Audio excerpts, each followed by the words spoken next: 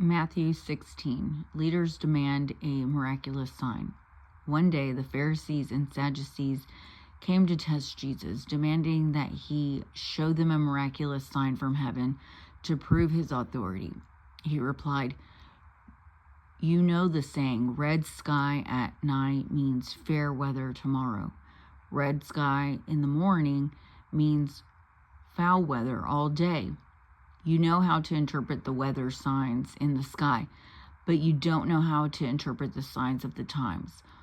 Only an evil, adulterous generation would demand a miraculous sign, but the only sign I will give them is the sign of the prophet Jonah."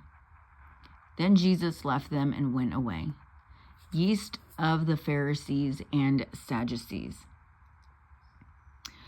Later, after they crossed to the other side of the lake, the disciples discovered they had forgotten to bring any bread.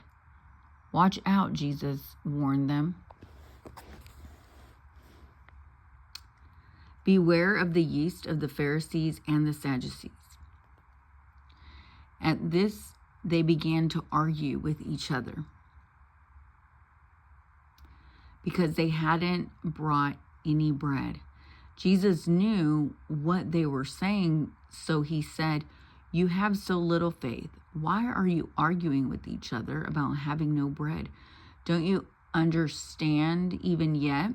Don't you remember the 5,000 I fed with 5 loaves and the baskets of leftovers you picked up? Or the 4,000 I fed with 7 loaves and the large baskets of leftovers you picked up? Why can't you understand that I'm not talking about bread? So again, I say, beware of the yeast of the Pharisees and the Sadducees." Then at last they understood that he wasn't speaking about the yeast and bread, but about the deceptive teaching of the Pharisees and the Sadducees. Peter's declaration about Jesus. When Jesus came to the region of Caesarea Philippi, he asked his disciples, "Who do people say that the Son of Man is?"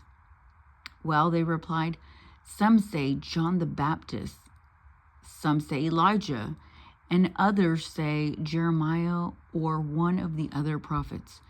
Then he asked them, "But who do you say I am?" Simon Peter answered, "You are the Messiah, the Son of the living God."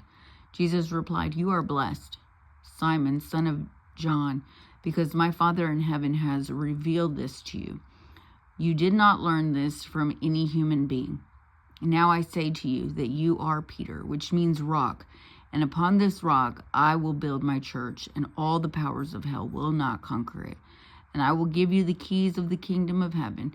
Whatever you forbid on earth will be forbidden in heaven, and whatever you permit on earth will be permitted in heaven." Then he sternly warned the disciples not to tell anyone that he was the Messiah. Jesus predicts his death. From then on, Jesus began to tell his disciples plainly that it is necessary for him to go to Jerusalem and that he would suffer many terrible things at the hands of the elders and the leading priests and the teachers of religious law. He would be killed, but on the 3rd day, he would be raised from the dead. But Peter took him aside and began to reprimand him for saying such things. "Heaven forbid, Lord," he said, "this will never happen to you." Jesus turned to Peter and said, "Get away from me, Satan. You are a dangerous trap for me."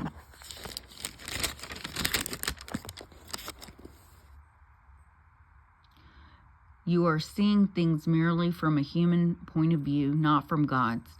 Then Jesus said to his disciples, "If any of you wants to be my followers, you must turn from your selfish ways. Take up your cross and follow me. If you try to hang on to your life, you will lose it. But if you give up your life for my sake, you will save it. And what do you benefit if you gain the whole world but lose your own soul? Is anything worth more than your soul? For the Son of Man will come with his angels in the glory of his Father and will judge all people according to their deeds.